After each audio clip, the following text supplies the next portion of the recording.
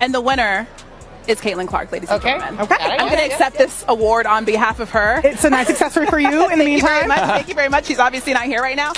Rookie season, Caitlin Clark in her first eligible year wins an ESPY award for WNBA Player of the Year. This comes as no surprise.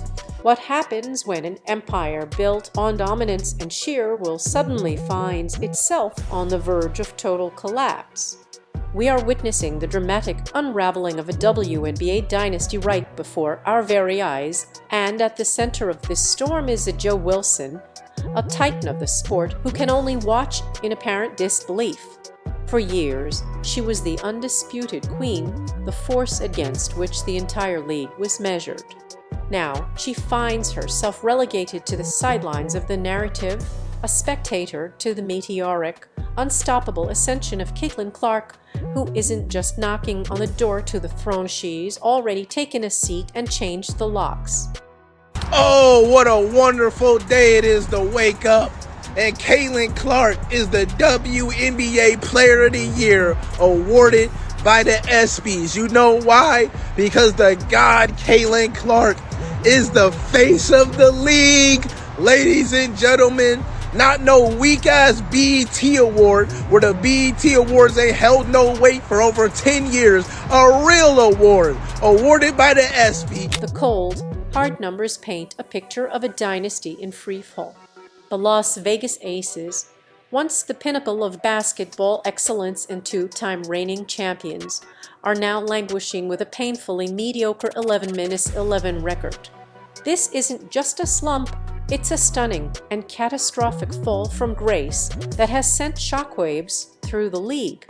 For Wilson, this statistical reality is a personal nightmare. Her long-held reign as the undisputed best player in the WNBA isn't concluding with a celebratory farewell tour or a blaze of glory. Instead, it's ending in a storm of visible on-court frustration and quiet resignation as the rookie sensation who became a sophomore superstar has officially and decisively seized the mantle as the new face of women's basketball. Caitlin Clark has officially won the ESPY for Best WNBA Player. The WNBA Player of the Year goes to Caitlin Clark. Congrats to CC for winning the ESPY. Well deserved. Would you guys like to know who she beat out?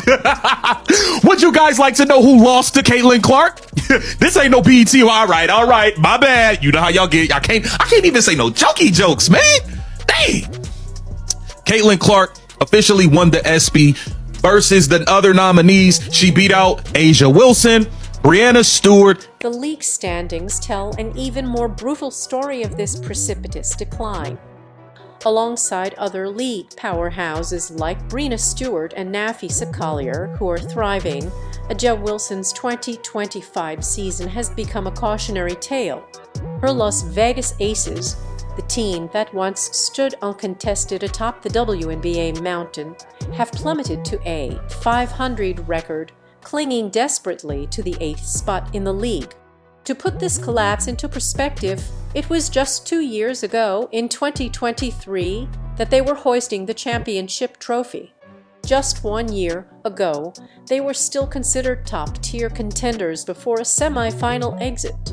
Now, in a breathtakingly short amount of time, they have been utterly transformed from perennial title favorites into a team that is merely hoping to scrape by and secure a playoff berth. Other than the first 5 years that the WNBA has been alive, nobody has brought more attention to this league than Caitlin Clark. Nobody has brought more viewership to this league than Caitlin Clark. Nobody has done such a service bringing them out of the basement and into the mainstream other than Caitlin Clark. Yeah, there have been names that have come and gone. There have been names. Diana Taurasi, she was a name. Candace Parker, she was a name. Maya Moore, she was a name. But they were just all big names in the WNBA. They didn't transcend the sport. They didn't, oh my goodness, we gotta sit down and watch. No. Great players, but not Caitlin Clark. Great players. On the surface, Wilson's individual performance seems as brilliant as ever, a beacon of light in an otherwise dark season. She's consistently posting elite numbers, averaging an impressive 22.3 points, 9.2 rebounds, and a formidable 2.4 blocks per game. However, the context surrounding these statistics has shifted so dramatically that they almost feel hollow. These are no longer the stats of a conquering hero leading her team to victory, but rather the desperate, albeit spectacular, efforts of a captain trying to single-handedly keep a sinking ship afloat. The three-time MVP has been forced to watch the empire she built crumble brick by brick, all while a young, electrifying guard from Iowa has not only entered the league but has completely captured the imagination and attention of the entire basketball world, rendering Wilson's individual heroics a secondary storyline.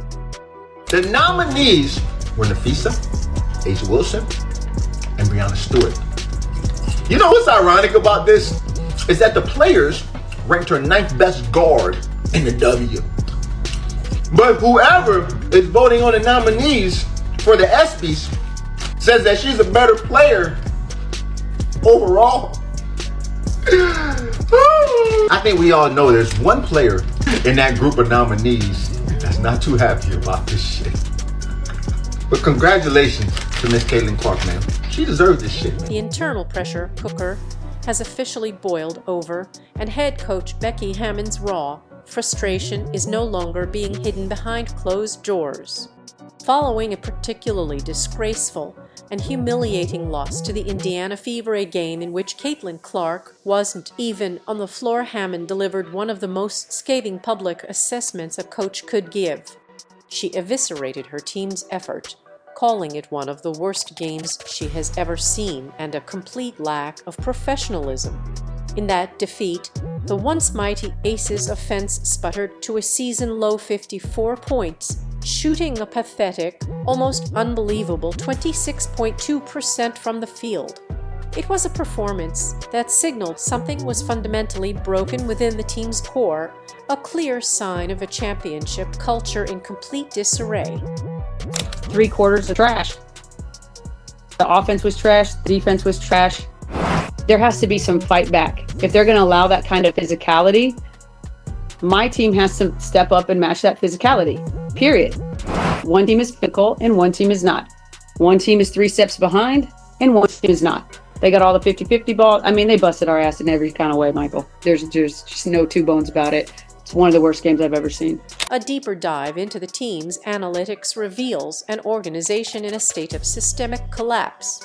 The Las Vegas Aces rank a dismal 9th in points per game, 8th in defensive rating, a shocking 10th in rebounds, and an even worse 11th in field goal percentage.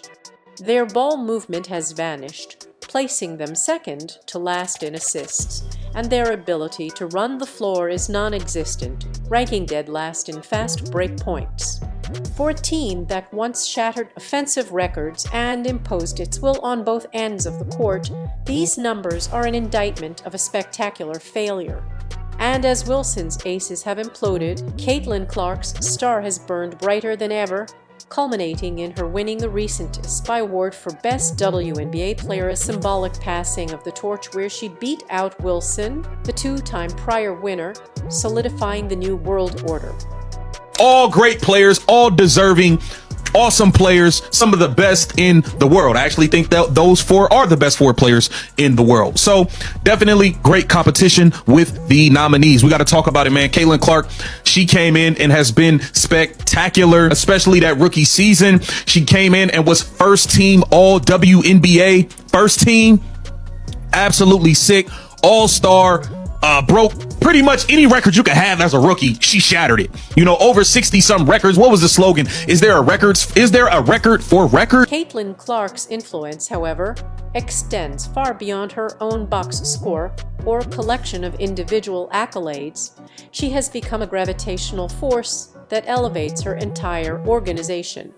In a stunning display of her cultural impact, her Indiana Fever reached the Commissioner's Cup Championship for the very first time in franchise history, ultimately claiming the league's in-season title with a decisive upset victory.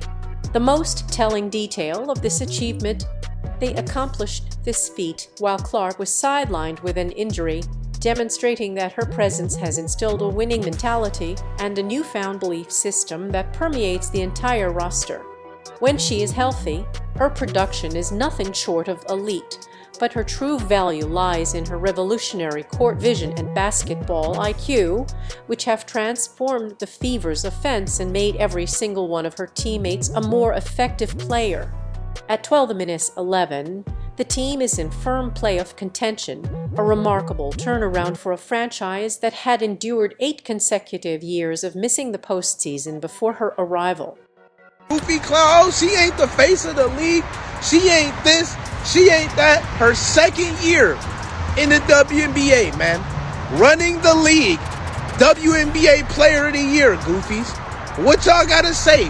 What excuses y'all want to write in the comments? Y'all want to talk about her shooting slump, or how Kelsey and Aaliyah Boston are the better players on the team, or because she's white, or what you gonna talk about? Black people are cool that support her. What bullshit y'all want to talk about? Because you ain't taking this award away from the god Caitlin Clark, Goofies. Perhaps nothing illustrates the dramatic shift in the WNBA power structure more clearly than the betting markets for the league's most valuable player award. Multiple sportsbooks have consistently positioned Caitlin Clark among the top MVP candidates throughout the entire 2025 season, a testament to her undeniable impact. Even when she was sidelined with injuries, her odds remained remarkably favorable. Meanwhile, Nafisa Collier of the Minnesota Lynx has emerged as the overwhelming favorite, with odds so dominant they verge on being a foregone conclusion. And where is the 3-time MVP A'ja Wilson in this race? She sits at astronomical plus 8,000 odds, a number that essentially eliminates her from any serious consideration. The most stunning revelation is that even an injured Clark, who has missed significant time, is still considered a more viable MVP candidate than a healthy and statistically dominant Wilson, proving that cultural impact and narrative have officially surpassed individual performance in the league's hierarchy. Syria is for SB, but the girl been carrying the league on her back and doing it while she's wounded. But as we know, people are gonna say she didn't deserve it. Just like people said, Angel didn't deserve her award, or Angel didn't deserve to be on the cover of 2K26. And my message to y'all, don't hate the player.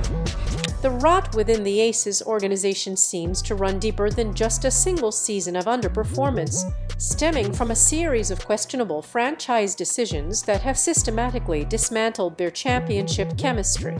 The off-season trade that sent beloved longtime guard Kelsey Plum to the Los Angeles Sparks in exchange for Jewel Lloyd has backfired in spectacular fashion, with Lloyd struggling to fit in and averaging career-low numbers.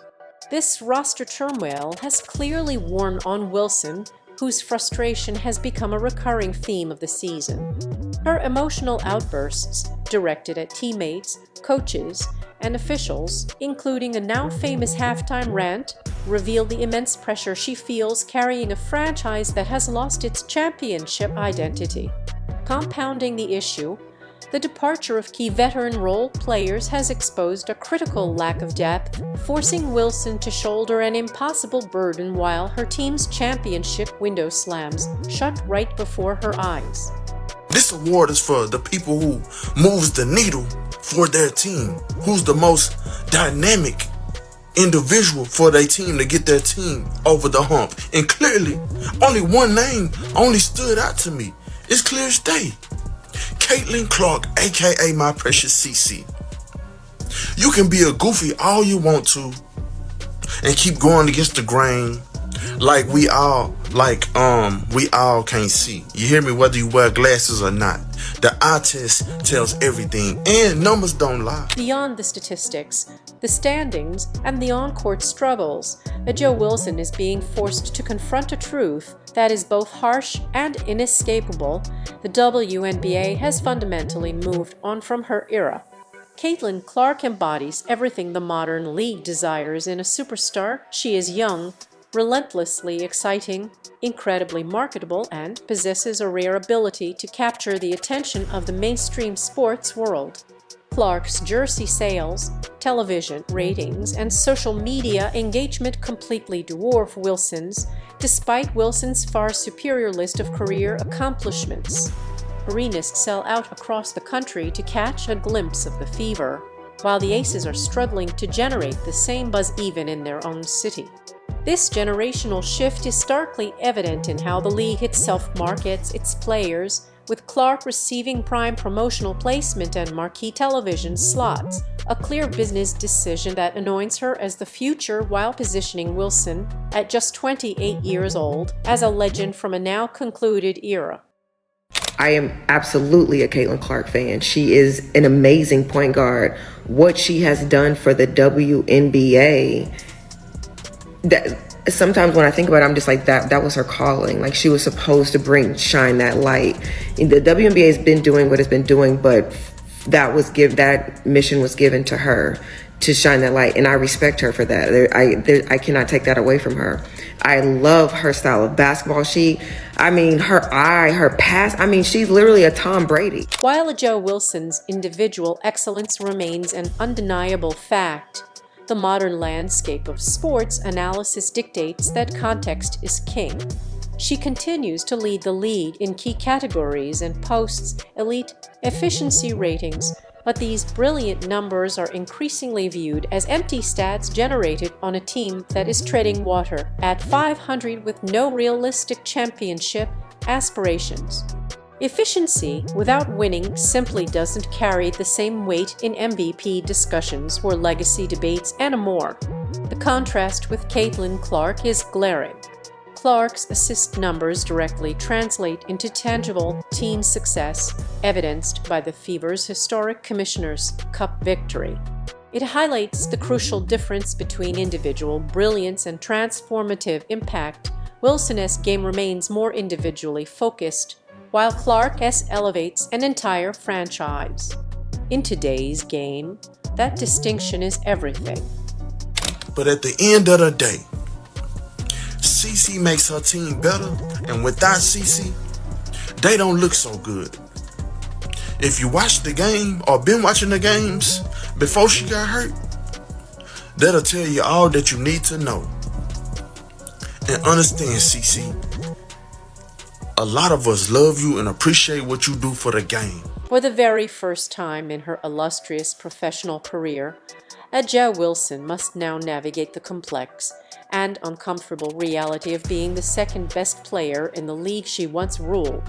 Her 3 MVP awards, her championships, and her dominant presence established her as the undeniable face of the WNBA, but that era has now definitively and abruptly ended. The most pressing question is no longer if she can win another title, but rather how will she handle this profound transition.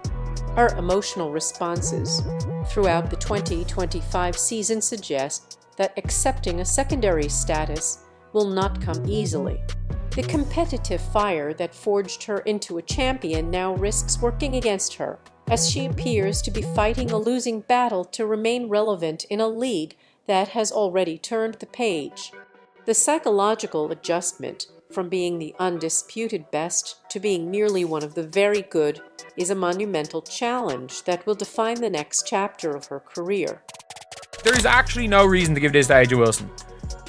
There is no reason. Bro, what the fuck? Most career games with 25 points and at least 10 assists in WNBA history. She's played 42 games. She's 2 games in her sophomore season. This is insane, bro. And I think it was another stat of 20 and 10 games. That she's already with just 20 and 10 games, she's already fucking. The dynamic between Wilson and Clark, though limited indirect interaction, is fraught with unspoken tension and professional complexity. Publicly, Wilson has shown respect for Clark's immense talent, even selecting her for the All-Star game in a gesture of professional courtesy. However, one can only imagine the intricate and difficult emotions churning beneath the surface. To be so thoroughly eclipsed in cultural importance, media attention, and league relevance, a second-year player must be an incredibly humbling and challenging experience. Every game, every highlight, and every debate serves as another reminder that the narrative has shifted, creating a natural, competitive friction between the former queen and the heir who has already claimed the throne. It's just crazy, like, Cece brings so much to the WNBA, bro. The game, her skill set, let alone. But her willpower, just, she stays fighting, like, you know what I'm saying? No matter how many times people done tried to bring her down mentally and physically. Y'all see what I see? You know what I'm saying? The remainder of the 2025 season will serve as a crucial test, determining whether A'ja Wilson can gracefully adapt to her new reality or if she will continue to fight a battle against the inevitable tide of change. Her individual excellence is still a valuable asset, but to preserve her legacy, it must start translating into tangible team success once again. Her entire approach to this changing landscape will ultimately define the final chapters of her career. She can choose to embrace the role of a veteran leader, a respected champion who helps guide the league's new generation of stars, or she can continue to fight the cultural shift, a path that risks further marginalization. The contrast is a perfect storm of career transition, illustrating just how quickly fortunes can change in the world of professional sports. Looking ahead, A'ja Wilson stands at a career crossroads, facing choices that will cement her ultimate legacy in the annals of basketball history. She can either accept her new role as a celebrated former champion, supporting the league's explosive growth from a different vantage point, or she can attempt one last monumental effort to reclaim her throne through sheer force of will. Either path, however, requires the fundamental acknowledgement that the WNBA has entered a new era, one where Caitlin Clark reigns supreme. The dynasty has fallen, the Empress has been dethroned, and A'ja Wilson must now learn to navigate life as the former queen of a league that has already crowned its new ruler.